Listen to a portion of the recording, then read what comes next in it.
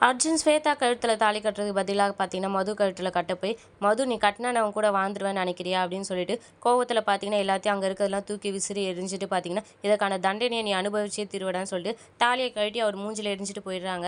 அதுக்கப்புறம் ஸ்வேதா பார்த்தீங்கன்னா, ரொம்பவே டென்ஷனாவும், எமோஷனலாவும் ஆயிடுறாங்க. "ஏன் அர்ஜுன் இத மாரி பண்ண? நீ எதுக்கு இத மாரி பண்ண? நான் உன்ன கல்யாணம் பண்ணிக்க போறேன்னு எவ்வளோ சந்தோஷமா இருந்தேன் தெரியுமா? நான் சின்ன வயசுலேருந்தே உன்ன விரும்பிட்டு இருக்கேன். அது உனக்குமே நல்லா தெரியும். சரி ஒரு வழியா உனக்கும் எனக்கும் கல்யாணம் ஆக போதேன்ட்டு நான் ரொம்ப சந்தோஷமா இருந்தேன். அதை விட்டுட்டு நீ ஏன் இந்த மாரி பண்ண?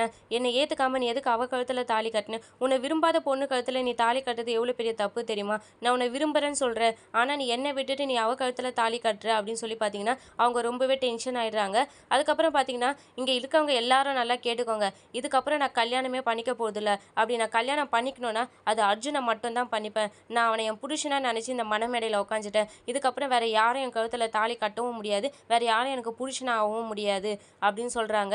உடனே அவங்க மாமா கிட்ட பார்த்தீங்கன்னா, அர்ஜுனோட அப்பா கிட்ட பார்த்தீங்கன்னா, "இங்க பாருங்க மாமா, 1 மாசம் தான் உங்களுக்கு டைம். 1 மாசத்துக்குள்ள எனக்கும் அர்ஜுனுக்கும் கல்யாணம். இதே மாரி ஊர் அறிய நடக்கணும். முதல் தடவை என் கல்யாணம் நின்னுது. ஆனா எனக்கு அதுல வருத்தம் இல்ல. ஏன்னா நான் அவங்கள கல்யாணம் பண்ணிக்கணும்னு நெனைக்கல. எனக்கு அது விருப்பம் இல்லாம இருந்தது. ஆனா நான் அர்ஜுன கல்யாணம் பண்ணிக்கணும்னு ரொம்ப ஆசையா இருந்தேன். இப்போ இந்த கல்யாணம் நின்னுருக்கு. அத என்னால ஏத்துக்கவே முடியாது. அதுவும் அவன விரும்பாத ஒரு பொண்ணு கழுத்துல அவன் தாலி கட்டியிருக்கான். இத என்னால ஒத்துக்கவே முடியாது. என்ன ஆனாலும் ஏதானாலும் அவன் தான் என் புருஷன் இதுக்கப்புறம்.